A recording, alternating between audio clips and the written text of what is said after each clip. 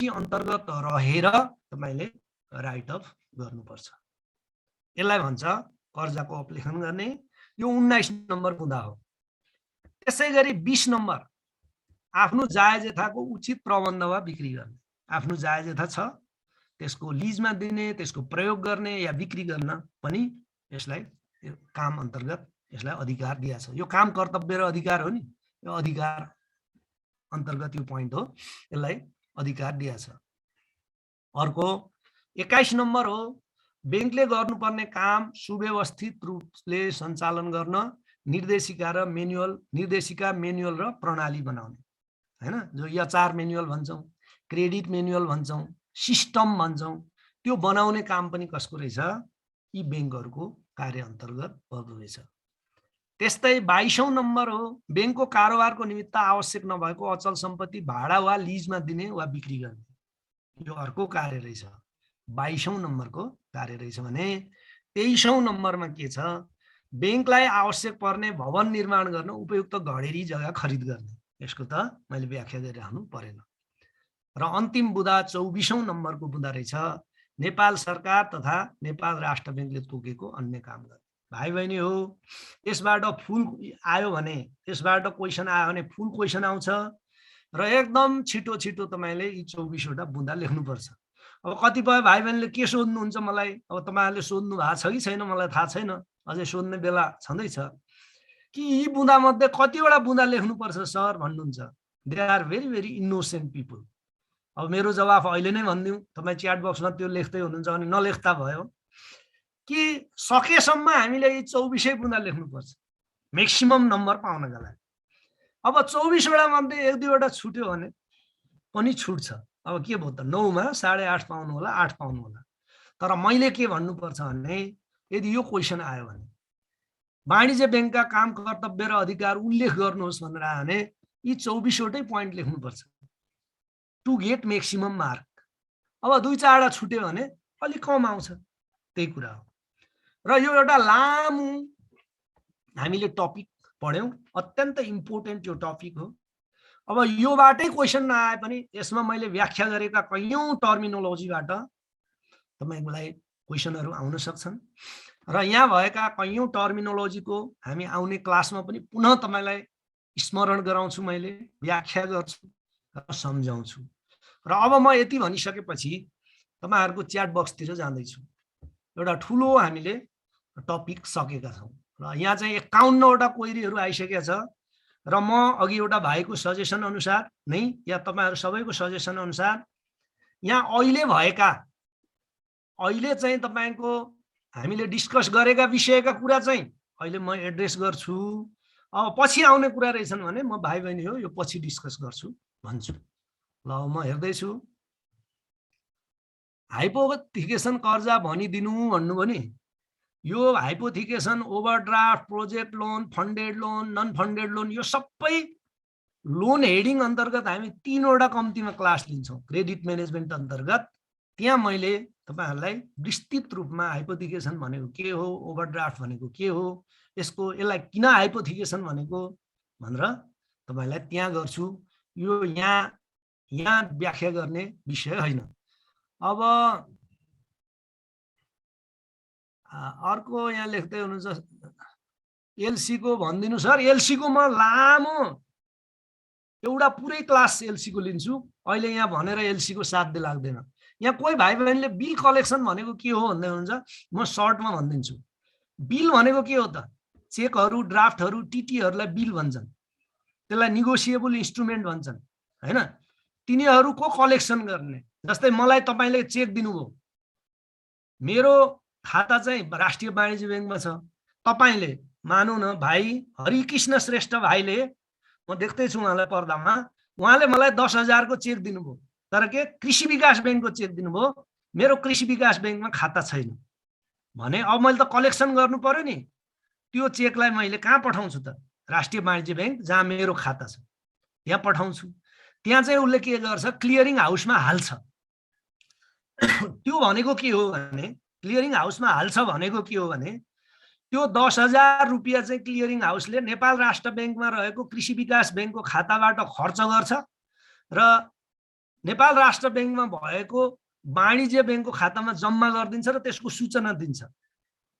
त्यो सूचना प्राप्त भइसकेपछि राष्ट्रिय वाणिज्य ब्याङ्कले 10,000 रुपियाँ मेरो खातामा जम्मा गरिदिन्छ।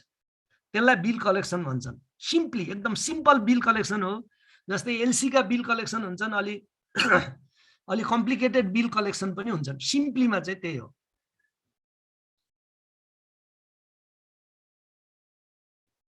ल अब फेरि यही कुरा गर्नु योगेश रेग्मी भाइ, यो आरबीबी को मात्रै काम कर्तव्य होइन, यो चाहिँ ए क्लासका कमर्सियल ब्याङ्कहरू नेपालका, जसमा चाहिँ राष्ट्रिय वाणिज्य ब्याङ्क, नेपाल ब्याङ्क लिमिटेड, कृषि विकास ब्याङ्क सबै पर्छन्। यो राष्ट्रिय वाणिज्य ब्याङ्कका मात्रै काम कर्तव्य र अधिकार भनेको होइन। यो के हो? कृषि विकास ब्याङ्कको भन्यो भने पनि यही हो, नेपाल ब्याङ्क लिमिटेडको भन्यो भने पनि यही हो, राष्ट्रिय वाणिज्य ब्याङ्कको भन्यो भने पनि यही हो, वाणिज्य ब्याङ्कको भन्यो भने पनि यही हो, नबिलको पनि काम यही हो भनेर मैले सुरुमै यो क्लियरिफाई गरेको थिएँ। अर्को पारिपासु भनेको के हो मैले लामो तपाईलाई सम्झाइसकेको छु। म पछि पनि यसलाई सम्झाउँला। भुवन चौधरी, म कन्सोर्टियम लोन पढाउने बेला यसलाई विस्तृत रूपमा सम्झाउँला। सरले ओल्ड पढ्नु भएको छ, के हो त्यो ओल्ड भनेको? खै मैले त बुझिनँ। म त ओल्ड पढेको थिएँ, अहिले न्यू पनि पढेको छु। यो को हो ओल्ड पढेको? सूर्य बहादुर थापाजी, तपाईले के भन्न खोजेको हो मलाई थाहा भएन। अब तपाईले यो भन्दा धेरै मोडर्न पढ्नुभएछ भने आई हेभ नो आइडिया है, तर अहिले लागू भएको यही हो, त्यसै कारणले मैले यही पढाइराखेको छु। सूर्य बहादुर थापाजी 26 जस्तो लाग्छ हो बाबु, 26 हो, तर पुरानोमा 26 हो। एउटा भाइले मलाई सरले ओल्ड पढ्नु भयो क्या हो भनेर सोध्दै हुन्छ। यो 26 वटा थियो पहिलो यो भन्दा अगाडिको एमेन्डमेन्टमा। यु आर राइट, तपाईँ त्यहीबाट कन्फ्युजन हुनुभयो। तर अहिले हेर्नुहुन्छ भने यिनै पोइन्ट हुनु। अर्को 19 नम्बरको फेरि भनिदिनु भनेर 19 मा के रहेछ? कर्जाको सिस्टम पोलिसी मेनुअल बनाउने कुरा, जस्तै कर्जा policy, HR policy, procurement policy, यो पोलिसीहरू, निर्देशिकाहरू, नियमहरू बनाउने पनि उसको काम हो भनेको हो 19 नम्बरमा। यसले सुन चाँदी खरिद बिक्री गर्ने कार्य भेरी गुड। यो बाबु हो। अघि एउटा भाइले भनेको एकदम सही हो। यो 24, 25 कति 26 थियो पहिला, त्यसमा सुन चाँदीको खरिद बिक्री गर्ने भन्ने पनि थियो। त्यो लेटेस्ट भर्सनले त्यसलाई काटिदिएछ। त्यो चाहिँ यहाँ मेन तपाईको बाफियामा चाहिँ त्यो पोइन्ट काटिएको छ। यो भन्दा 2 वर्ष अगाडिको नोटमा सुन चाँदी खरिद बिक्री गर्ने भन्ने पनि पोइन्ट थियो भाइ बहिनी हो। न त तपाईँ हेर्नु न, तपाईलाई एक्सरसाइज पनि हुन्छ, मजा पनि आउँछ हैन। त अहिले त्यो काटिया छ कि त्यसलाई फङ्सनमा राखेको छैन। ठिक हो, तपाईले अलि पुरानो किताब हेर्नु भने सुन चाँदी खरिद बिक्री गर्ने भन्ने पनि छ हैन। तर अहिलेको ऐनमा त्यो बुँदा हटेको छ, त्यसैले मैले हटाएको हो। यो मैले अपडेट गरेपछि फेरि चेन्ज भएको छैन। अर्को के भन्नुहुन्छ? 17 नम्बरको के भन्ने? 17 नम्बरको कन्फ्युजन हुनुभयो भाइ बहिनीहरू। म 17 नम्बरमा अलिकति जाउँ है त। यसलाई गरेँ भने गइहाल्छ, म पछि हेरौँला है त। यसलाई अहिले मैले गरेँ भने फेरि अरू क्वेसनहरू गइहाल्छ। वाणिज्य ब्याङ्कले साख सिर्जना गर्ने क्रेडिट क्रिएसन, यसको म फुल एउटा क्लास लिन्छु। कसले सोधेको हो यो भाइ बहिनीहरू? अहिले नै नआत्तिनुस्, यो दोस्रो क्लास हो। यस्ता क्लास हामी कम्तीमा 22-23 वटा लिन्छौँ, जसमा के क्रेडिट क्रिएसनको बारेमा तपाईँलाई एकदम राम्रोसँग म सम्झाउने प्रयास गर्छु। कर्जा अपलेखनको बारेमा मैले भने, राइट अफको बारेमा भने, हाइपोथिकेसन, हाउसिङ, कर्जा अपलेखनको बारेमा मैले भनिसकेको छु। यहाँ हेरौँ, म सुरुदेखि हेर्दै जानु पर्यो। अब मैले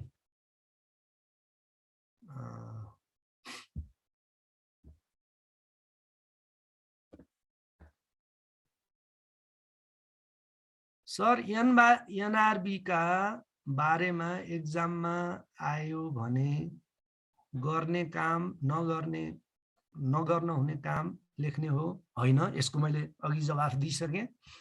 सर भारतीय मुद्रासँग किन स्थिर विनिमय लागू भएको? मैले एउटा लजिक भने किनभने नेपालको आयात निर्यात व्यापारको अधिकांश हिस्सा चाहिँ भारतले ओगटेको छ। त्यसले गर्दा नेपालको अर्थतन्त्रमा सकारात्मक प्रभाव पार्छ भन्ने लजिक हो। अब 3 जनाको म्युटको भइसक्यो। सर, नेपाल राष्ट्र बैंकको उद्देश्य जुन 5 वटा भन्नुभयो, यो उद्देश्य नेपाल राष्ट्र बैंक ऐन 2058 बमोजिम हो कि 63 हो कि 73? यो 58 मा पनि थियो, यिनै पोइन्टहरु थिए र यो चाहिँ अहिले चाहिँ 73 अनुसार हो भन्नुपर्छ भाइ। राम्रो क्वेशन कसले सोध्नु हो? प्रशान्त मानजीले सोध्नु भएछ। यो चाहिँ 73 बमोजिम हो भन्नुपर्छ। तर तपाईको जानकारीको लागि के हो भने यी कुराहरु चाहिँ यो भन्दा अगाडिको संशोधनका ऐनहरुमा पनि थिए। ठीक छ भाइ, यो राम्रो क्वेरी हो तपाईको। अर्को चाहिँ प्लिज अफ योर माइक, यो भनेको अर्कै कुरा भयो। अर्को चाहिँ 73 अनुसार yes you are right. Bank rate 5% हो। यो एउटा भाइ, अब यही छ समस्या। भाइले बैंक रेट 5% भनेर पढ्नु हो, त्यो ठिकै हो पढेको, फेरि गलत होइन है। सुन्नुस् भाइ बहिनी, त्यो चाहिँ पुरानो व्यवस्था अनुसार 5 हो। त्यो भन्दा अगाडि 6 थियो भाइ बहिनी। आज भन्दा 6-7 वर्ष अगाडि 6 थियो। कोभिड भन्दा ठीक अगाडि चाहिँ 5 थियो। कोभिडको कारणले यसलाई 3 मा झारेको छ। अहिले नयाँ मोनेटरी पोलिसीमा पनि, गत वर्षको मोनेटरी पोलिसीमा पनि 3 थियो। त्यसको कारण के थियो भन्दा कोभिडको कारणले 3 मा झारेको हौं भनेको थियो। अहिले पनि बैंक रेट चाहिँ 3 मा झारेको छ भाइ बहिनी हो। यो कसले लेख्नुभयो? चित्रकला बहिनी। पहिले पुरानो व्यवस्था अनुसार 5 थियो बहिनी, तपाईले पढेको ठिकै हो, पुरानो कुनै लिटरेचरमा पढ्नुभयो होला। अहिले चाहिँ यो 3 छ। यसको बारेमा हामी नेपाल राष्ट्र बैंकको सर्कुलर पढ्दा पनि फेरि म रिमाइन्ड गर्छु, यो 3 हो अहिलेलाई। तर यो मोनेटरी पोलिसी अनुसार तलमाथि भइरहेको छ। अर्को 2073 अनुसार दफा 4 मा मात्र 3 वटा बुँदा छ। 3 वटा बुँदा एकदम लामो छ भाइ बहिनी हो। त्यसलाई सम्झिन गाह्रो छ। त्यसलाई स्प्लिट गरेको हो। कानुनमा भयो भने तपाई 3 लेख्नुस्, यो बैंकिङ हो। त्यहाँ 3 वटा बुँदालाई नै यहाँ 5 वटा बनाएको हो भाइ। यो कसको भनाइ हो? प्रशान्त मण्डल भाइ, डोन्ट गेट कन्फ्युज। 3 बुँदा भन्दा बाहिरको बुँदा छैन ती 5 वटा। तपाईलाई सजिलो होस् सम्झिन भनेर मैले भने नि यसलाई अलिकता मोडिफाई गरेको छ सम्झिने प्रयोजनका लागि। अर्को चाहिँ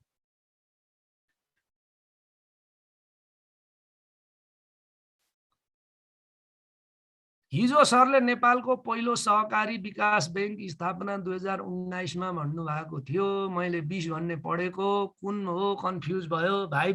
अहिलेलाई 19 भन्ने बुझिराख्नुस्, फर्दर क्वेरी गरौँला।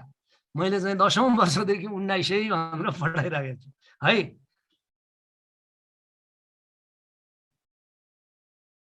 नेपाल राष्ट्र बैंकको कार्य मात्र भन्यो भने तिनै कार्य जुन 8-9 वटा बुँदा छन् ती सम्पूर्ण नै तपाईहरुले लेख्नुपर्छ। सर, पुनर्कर्जाको रेट कति छ रे? अहिले 3 छ भाइ। यो को हो? अङ्गद पाण्डे भाइ, यो वर्षलाई 3 छ। गत वर्ष पनि 3 थियो। त्यो भन्दा अगाडि एकजना भाइले भने जस्तै 5% थियो। भुक्तानी प्रणाली र समाशोधन, यसको मैले जवाफ दिइसकेको छु। एनआरबी को स्ट्रक्चरको बारेमा अलिकता हैन धेरै कुरा गर्छौं। त्यो एनआरबी को सिलेबसमै छ, हामी पछि कुरा गर्छौं।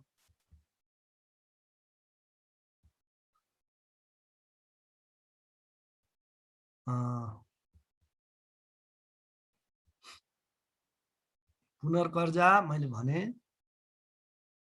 म देखाउँछु स्लाइड, सबै नै देखाउँछु।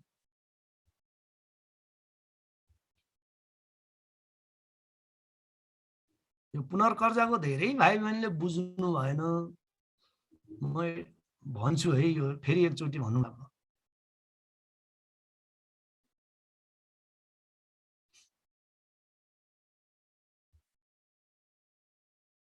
पुनर्तालिकीकरण कर्जा, रिसेड्युलिङ भन्छ। रिसेड्युलिङ र रिस्ट्रक्चरिङ, पुनर्संरचना र पुनर्तालिकीकरण। भाइ बहिनी हो, यो हुन त कर्जा असुलीको कर्जाको क्वेसन हो। कसले सोध्यो? उद्देश्य रोका भाइ हुनुहुन्छ होला, उहाँले सोध्नुभयो। पुनर्तालिकीकरण भनेको भाइ बहिनी हो, यसमा चाहिँ कर्जाका अन्य शर्तहरू यथावत राखेर उसले भुक्तानी गर्ने म्याद मात्रै परिवर्तन गरियो भने, भुक्तानी तालिकामा मात्रै परिवर्तन गर्यो भने त्यस्तो कर्जालाई पुनर्तालिकीकरण गरेको कर्जा भनिन्छ। उदाहरणका लागि कुनै कर्जा चाहिँ मान्नुहोस् 2080 सालसम्म भुक्तानी म्याद गर्नुपर्ने थियो त्रैमासिक किस्ताको रूपमा, कुनै कारणवश समस्या पर्यो र त्यसलाई 2082 सालसम्मको किस्ता बनाइयो भने त्यसमा अरू कुनै ब्याज दर, सामा ब्याज, कुनै अरू कन्डिसनमा परिवर्तन हुँदैन, खालि भुक्तानी तालिकामा मात्रै परिवर्तन हुन्छ। त्यस्तो खालको कर्जालाई पुनर्तालिकीकरण गरेको कर्जा, यसलाई अङ्ग्रेजीमा चाहिँ रिसेड्युलिङ भन्छन्।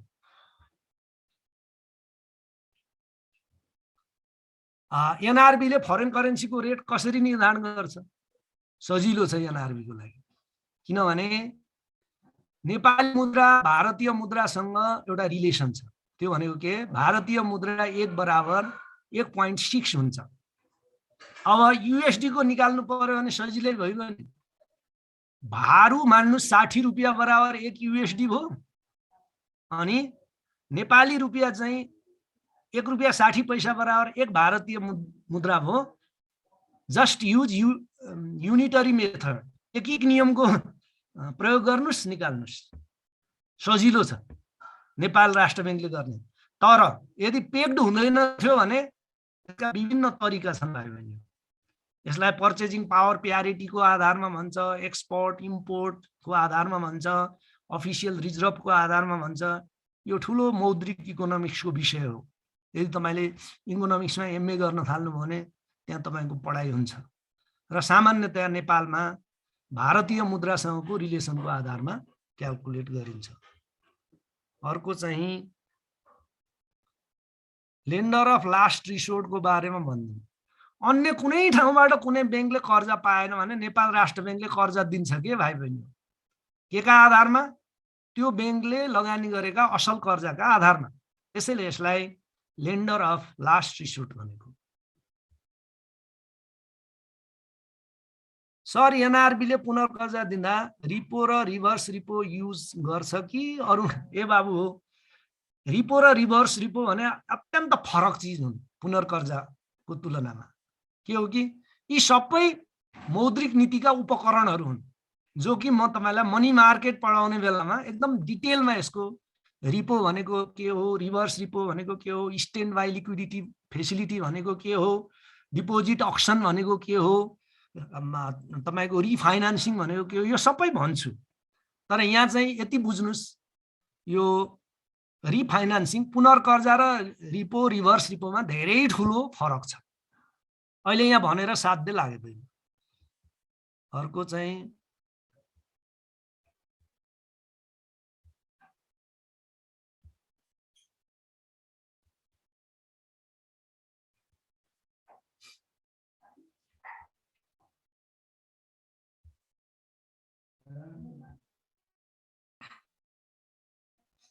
ल, अब मैले भाइ बहिनीका लगभग धेरै कुराहरू भनिदिइसकेँ। र कति कुरा हामी पछिल्ला क्लासहरूमा विस्तृत रूपमा व्याख्या गर्छौं र म अलिकता अब अगाडि बढ्छु। यसलाई मैले अहिलेलाई राखेँ। अब अलिकता टाइम छ।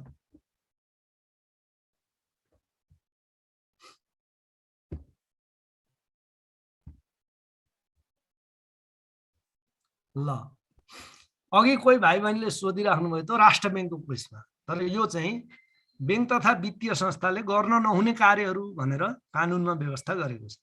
ती त गर्नुपर्ने कार्य भए, काम कर्तव्य र अधिकार भए। अब गर्न नहुने चाहिँ के कार्य रहेछन् त? बैंक तथा वित्तीय संस्थाले भने यी काम चाहिँ गर्न नहुने काम रहेछ। अब नयाँ कुरा, कम्प्लिकेटेड कुरा आयो भने म तपाईहरुलाई त्यसको व्याख्या गर्छु, नत्र सिम्पली भन्छु। व्यापार गर्ने उद्देश्यले माल सामान खरिद बिक्री गर्न वा आफ्नो प्रयोजनको निमित्त आवश्यक परेमा बाहेक अचल सम्पत्ति खरिद गर्न पाइँदैन। यो गर्न नहुने काम हो। आफूलाई आवश्यक पर्ने स्टेसनरी तपाईँले किन्न पाउनुभयो, कागज कलम मसी किन्न पाउनुभयो।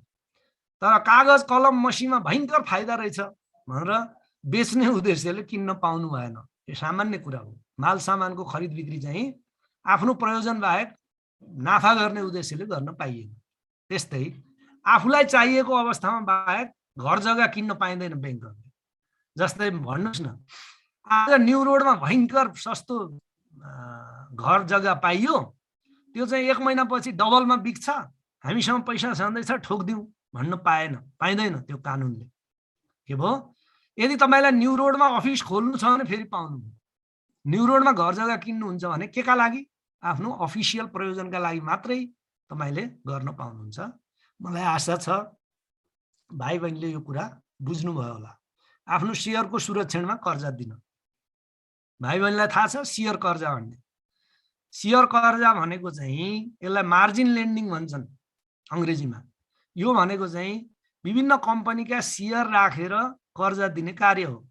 तर कुनै पनि ब्याङ्क वा वित्तीय संस्थाले आफ्नै सेयरको धितोमा कर्जा दिन हुँदैन। त्यो भनेको के? कृषि विकास ब्याङ्कले आफ्नै ब्याङ्कको सेयर राखेर कर्जा दिनु हुँदैन। जस्तै म कृषि विकास ब्याङ्कमा गएँ एकछिनलाई, कृषि विकास ब्याङ्कको 2000 किता सेयर रहेछ मसँग फर इक्जाम्पल। अब म कृषि विकास ब्याङ्कमा गएर 2000 किता मसँग तपाईँको सेयर छ, मलाई कर्जा दिनु पर्यो भने कृषि विकास ब्याङ्कले दिन मिलेन, तर राष्ट्रिय वाणिज्य ब्याङ्कले, नबिल ब्याङ्कले दिन मिल्यो।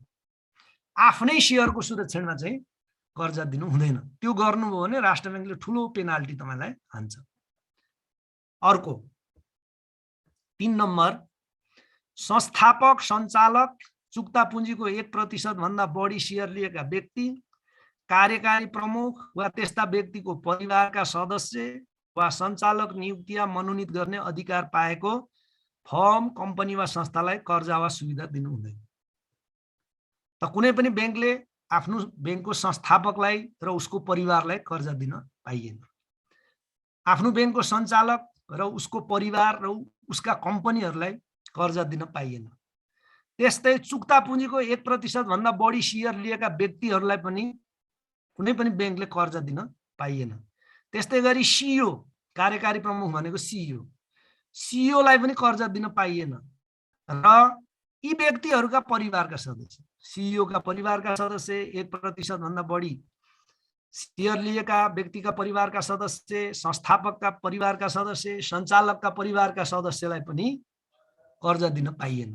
त्यसै गरी सञ्चालक नियुक्ति गर्ने अधिकार पाएको फर्म, कम्पनी वा संस्थालाई कर्जा वा सुविधा दिनु हुँदैन। कतिपय ब्याङ्कको प्रोमोटरहरू, संस्थापक चाहिँ संस्था हुन्छ। म एउटा उदाहरण दिउँ। जस्तै नबिल ब्याङ्कमा चाहिँ एउटा मेजर लगानी कसको हो? विनोद चौधरीको हो। भाइ बहिनीलाई थाहा छ। तर विनोद चौधरीको व्यक्तिगत नाममा छैन। त्यो विनोद चौधरीका कम्पनीहरू छन्। त्यो कम्पनीको नामबाट यो नबिल ब्याङ्कमा लगानी भएको छ कि। त्यसैले के हो भने नबिल ब्याङ्कले विनोद चौधरीसँग सम्बन्धित कम्पनीलाई कर्जा दिन पाइएन। विनोद चौधरी र भन्दा विनोद चौधरीले त्यहाँ सञ्चालक नियुक्ति गर्न सक्नुहुन्छ कि। विनोद चौधरीको कम्पनीले एउटा चिठी लेखेर 2 जना सञ्चालक नियुक्ति गर्ने अधिकार छ उहाँको ओनरसिपको कारणले। र त्यही कारणले के हो कि उहाँ सञ्चालक नियुक्ति गर्न सक्ने अधिकार भएको व्यक्ति हो। त्यसैले उहाँलाई र उहाँका त्यस्ता कम्पनीहरूलाई कर्जा दिन मिल्दैन। विनोद चौधरीजीले कर्जा लिनु पर्यो, उहाँका कम्पनीले कर्जा लिनु पर्यो भने अन्य ब्याङ्कहरू, नबिल ब्याङ्क बाहेकका ब्याङ्कबाट लिनु भएको छ, हैन? लिनुपर्छ। त्यो भनेको यो 4 नम्बरमा अर्को फेरि यही कर्जै सम्बन्धी छ क्यार। संस्थापक, सञ्चालक, चुक्ता पुँजीको 1% भन्दा बढी सेयर लिएका व्यक्ति, कार्यकारी प्रमुख वा त्यस्ता व्यक्तिका परिवारका सदस्य, म्यानेजिङ एजेन्ट। अब यहाँ म्यानेजिङ एजेन्ट भनेर थप्यो। म्यानेजिङ एजेन्ट वा सञ्चालक नियुक्ति या मनोनित गर्ने अधिकार पाएका व्यक्ति, फर्म, कम्पनी वा वित्तीय स्वार्थ भएका कुनै फर्म, कम्पनी वा संस्थालाई कुनै किसिमको कर्जा सुविधा प्रवाह गर्नु हुँदैन। अब यसमा 3 र 4 एउटै छ, तर 2टा मात्रै फरक छ। एउटा म्यानेजिङ एजेन्ट भन्ने नयाँ कुरो यहाँ आयो, अर्को चाहिँ वित्तीय स्वार्थ भएको भन्ने कुरा आयो। म्यानेजिङ एजेन्ट भनेको के हो? वित्तीय स्वार्थ भनेको के हो म भाइ बहिनीलाई सम्झाउँछु। म्यानेजिङ एजेन्ट भनेको चाहिँ म्यानेजमेन्ट ठेक्कामा दिइयो भने, जस्तै अहिले नबिल ब्याङ्कमा चाहिँ तपाईँको शाह समथिङ शाह चाहिँ त्यहाँको सिइओ हुनुहुन्छ, त्यहाँ चाहिँ डिसिओ छन्, डिजिएम छन्, एजिएम छन्, विभिन्न तहका माथिल्लो लेभलका म्यानेजमेन्टका पदाधिकारी छन्। उहाँहरूलाई राख्नुको बदला नबिल ब्याङ्कले एउटा एबिसी भन्ने कम्पनीलाई दियो कि म्यानेज गर्न। सिइओ पनि तपाईँ नै राख्नुहोस्, डिजिएम डिसिओ पनि तपाईँ राख्नुहोस्, नबिल ब्याङ्कलाई सञ्चालन गर्नुहोस् भनेर सञ्चालक समितिले अधिकार दियो भने त्यस्तो संस्थालाई चाहिँ म्यानेजिङ एजेन्ट भन्छन्, हैन। जस्तै नबिलकै उदाहरण, यदि यो काल्पनिक उदाहरण मात्रै हो, नबिलको managing agent ABC consultant company भन्ने रहेछ भने एबिसी कन्सल्टिङ कम्पनीलाई चाहिँ र त्योसँग सम्बन्धित पदाधिकारी र त्यसका परिवारका सदस्यलाई पनि कर्जा दिनु भएन। त्यस्तै अर्को तपाईको चाहिँ नै वित्तीय स्वार्थ भएको भनेको मतलब नबिल ब्याङ्कसँग कुनै ठेक्का सम्झौता भएको, नबिल ब्याङ्कसँग लेनदेन भएको व्यक्ति संस्था, नबिल ब्याङ्कको कानुनी सल्लाहकार जो कि पैसा लिएर कानुनी सल्लाह दिन्छ, हैन। नबिल ब्याङ्कको वित्तीय सल्लाहकार रहेछ कोही जो पैसा लिएर वित्तीय सल्लाह दिन्छ। नबिल ब्याङ्कको ठुलो 1 अरबको घरको ठेकेदार रहेछ। त्यस्ता व्यक्तिलाई के भन्छ? वित्तीय स्वार्थ भएका व्यक्ति, नबिल ब्याङ्कसँग लेनदेन भयो, कारोबार भएका व्यक्ति, त्यस्तालाई चाहिँ कर्जा दिनु हुँदैन। कर्जा बाहेकको है, फेरि कर्जावालालाई फेरि वित्तीय स्वार्थ भन्दैन। त्यस्तो भन्यो भने त एउटा कर्जा पनि गएन, हैन। त वित्तीय स्वार्थ भएका व्यक्तिलाई पनि कर्जा चाहिँ दिनु हुँदो रहेनछ। अर्को चाहिँ एउटै ग्राहक कम्पनी, एकै समूहको कम्पनी वा साझेदार फर्मलाई आफ्नो पुँजी कोषको नेपाल राष्ट्र ब्याङ्कले तोकिदिएको प्रतिशत भन्दा बढी हुने गरी कर्जा वा सुविधा प्रदान गर्छ। नेपाल राष्ट्र ब्याङ्कले आफ्नो नेपालमा 25% भन्दा बढी, आफ्नो पुँजी कोषको 25% भन्दा बढी एउटै ग्राहक कम्पनीलाई चाहिँ कर्जा दिनबाट रोकेको छ। त्यसलाई चाहिँ सिंगल अब्लिगर लिमिट भन्छन्, एकल ग्राहक सीमा भन्छन् नेपालीमा। त्यो भन्दा बढी दिनु हुँदैन। अघि पनि मैले भने एउटा कुनै ग्राहकको paid of capital, equity capital चाहिँ 8 अर्ब रहेछ भने एउटै ग्रुप अफ कम्पनीलाई चाहिँ 2 अर्ब भन्दा बढीको कर्जा दिनु हुँदैन। मैले कन्सोर्टियमको व्याख्या गर्ने क्रममा पनि यो कुरा भाइ बहिनीलाई भनेको थिएँ। हाललाई 25% छ, प्राथमिकता प्राप्त क्षेत्र छ भने 30% छ, हाइड्रोको चाहिँ ट्रान्समिसन लाइन छ भने 50% छ। त्यो हामी पछि नेपाल राष्ट्र ब्याङ्कको सर्कुलर पढ्ने क्रममा पनि व्याख्या गर्छौँ। अर्को चाहिँ नेपाल राष्ट्र ब्याङ्कबाट इजाजत प्राप्त संस्थाको धितोपत्रमा लगानी गर्न भनेको कुनै पनि ब्याङ्कले अर्को ब्याङ्क या वित्तीय संस्थाको तपाईको सेक्युरिटीमा लगानी गर्नु हुँदैन। कुरो बुझ्नु हो नि? यो भनेको कर्जा दिने भने होइन नि। फेरि भनेको राष्ट्रिय वाणिज्य ब्याङ्कले नबिल ब्याङ्कको सेयर किन्न हुँदैन। नबिल ब्याङ्कले बिओकेको सेयर किन्न हुँदैन। त्यसलाई चाहिँ क्रस होल्डिङ भन्छन् प्र्याक्टिकली। त्यो गर्न नेपाल राष्ट्र ब्याङ्कले के गरेको छ? रोक लगाएको छ। पहिला चाहिँ पाइन्थ्यो, राष्ट्रिय वाणिज्य ब्याङ्कको एनआइबिएलमा 15% थियो, तर पछि रोकेको छ। यही नियम अनुसार डिस्पोज गर्नु पर्यो। राष्ट्रिय वाणिज्य ब्याङ्कले बेचिसक्यो। त्यस्तै कृषि विकास ब्याङ्कसँग पनि थियो क्रस होल्डिङ, उहाँहरूले पनि बेचिसक्नुभयो। त्यस्तै संस्थापक, सञ्चालक वा कार्यकारी प्रमुख जमानत बसी कुनै व्यक्ति, फर्म, कम्पनी वा संस्थालाई कुनै किसिमको कर्जा दिनु हुँदैन। प्रमोटर अनि डाइरेक्टर र सिइओ यिनीहरूको जमानतमा कुनै किसिमको कर्जा दिनु भयो। नेपाल राष्ट्र ब्याङ्कबाट इजाजत प्राप्त संस्थाको धितोपत्रमा लगानी गर्न, यो अघि मैले भनिसकेँ। नेपाल राष्ट्र ब्याङ्कले तोकिदिएको सीमा भन्दा बढी रकम अन्य संस्थाको सेयर पुँजीमा लगानी गर्न। कुनै संस्थामा सेयर किन्नु भइरहेछ, तपाईँ चाहिँ प्रमोटर हो भने नेपाल राष्ट्र ब्याङ्कले तोकेको हाल कति छ तपाईको, त्यो जुन संस्थाको सेयर तपाईँ लिने हो त्यसको चाहिँ 15% मा नबढ्ने गरी मात्रै तपाईँले लिन पाउनुहुन्छ। 16% लिन पाउनुहुन्छ। हाललाई 15 छ। यो पटक पटक चेन्ज हुन सक्छ। वित्तीय कारोबारमा कुनै किसिमको कार्टेलिङ गर्न। कार्टेलिङ भनेको के हो? मिलेर चाहिँ मूल्य निर्धारण गर्ने, त्यसलाई कार्टेलिङ भन्छ। हैन। जस्तै सबै बैंक मिलेर कर्जामा ल 15% भन्दा तल नघटाउँ भन्यो भने त्यो कार्टेलिङ हो। 1 वर्ष फिक्स डिपोजिटमा ल 8% भन्दा माथि कसैले नदिने भन्यो भने त्यो कार्टेलिङ हो। यो त्यस्तो गर्न पाइँदैन हैन। मिलेमतोमा मूल्य निर्धारण गर्न पाइँदैन, त्यसलाई कार्टेलिङ भन्छन्। तर नेपालमा प्र्याक्टिकली बैंकर्स एसोसिएसन मार्फत यो गरिन्छ। तपाईको जानकारीको लागि मात्रै भने मैले, तर नियमअनुसार त्यस्तो गर्न पाइँदैन, कार्टेलिङ गर्न पाइएन। त्यस्तै अर्को इजाजत प्राप्त संस्थाले गर्न नहुने भनी नेपाल राष्ट्र बैंकले तोकेको अन्य कार्य गर्न। नेपाल राष्ट्र बैंकले बीचबीचमा तोकिदिन्छ यो काम नगर्नुस् भन्यो भने त्यो काम पनि तपाईले गर्नु हुँदैन। अर्को चाहिँ मनी लाउन्ड्रिङ सम्बन्धी कार्य, यो पहिला थिएन, 2 वर्ष अगाडिबाट यो अर्को 11 नम्बरको गर्न नहुने कार्य आयो।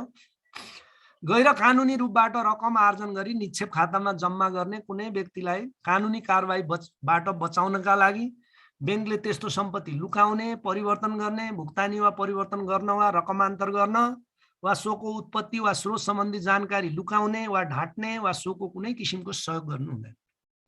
यो चाहिँ KYC AML, know your customer, anti money laundering हैन। CFT, combating with terrorist financing, यसको हामी अर्को दिन फेरि व्यापक एउटा पुरै क्लास छ एएमएल सीएफटी भन्ने, त्यसमा व्याख्या गर्छौं। कुनै पनि व्यक्ति या संस्थाले गैर कानुनी रूपमा रकम आर्जन गरेको छ भने त्यसलाई लुकाउन, ट्रान्सफर गर्न, त्यसको स्वामित्व परिवर्तन गर्न बैंकले जानी जानी मद्दत गर्नु हुँदैन भन्ने कुरा चाहिँ यो भयो। आज हामीले 3टा मेजर टपिकहरुको डिस्कस गर्यौं। एउटा चाहिँ क वर्गका बैंक तथा वित्तीय संस्थाले गर्ने कार्यहरू, दोस्रो तिनीहरूले गर्न नहुने कार्यहरू, र नेपाल राष्ट्र बैंकको काम कर्तव्य र अधिकार। अब म एकैछिन 2-4 मिनेट बाँकी छ, म तपाईको च्याटमा जान्छु र त्यसपछि हामी यसलाई सकाउँछौं।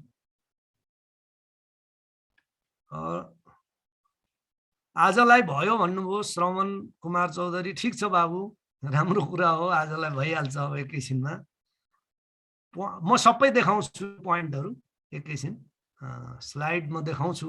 भाइ बहिनीलाई भनिरहेको छु, म अन्तिममा स्लाइड देखाएर नै छोड्छु। केही नयाँ क्वेरी छ कि हेर्न खोज्दैछु। धेरै भाइ बहिनीले आजलाई भयो भन्नुहुन्छ। करेन्ट स्ट्याटस भोलि पढाउनु सर। यो करेन्ट स्ट्याटस यताउता सबै सिरियल वाइज आउँछ भाइ बहिनी हो, सिरियल वाइजै आइराखेको छ। यो भोलि करेन्ट स्ट्याटस हुँदैन, कुनै दिन करेन्ट स्ट्याटस आउँछ।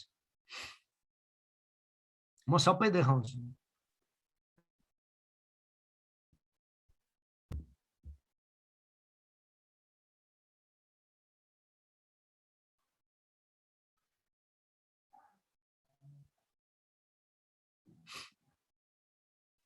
यहाँ चाहिँ सुन चाँदीको के फ बुँदामा लेखिएको छ भन्दै हुनुहुन्छ। तपाई चाहिँ कानुनको क्वेशनमा यो लेख्न सक्नुहुन्छ। ल छ भने है, फेरि म भन्न सक्दिनँ यो छ कि छैन। तपाईले भन्दै हुनुहुन्छ सुमन चौधरीजी, यदि यो छ भने, यो एमेन्ड भएको छैन भने तपाई लेख्न सक्नुहुन्छ। तर बाफियाको जुन एक क्लासका बैंक वित्तीय संस्थाको काम कर्तव्य र अधिकार भन्ने बुँदा छ, त्यहाँ चाहिँ छैन। त्यहाँबाट यो नोट बनेको छ। अन्यत्र ठाउँमा काहीँ छ भने त्यो ठाउँको क्वेशनमा तपाई लेख्न सक्नुहुन्छ।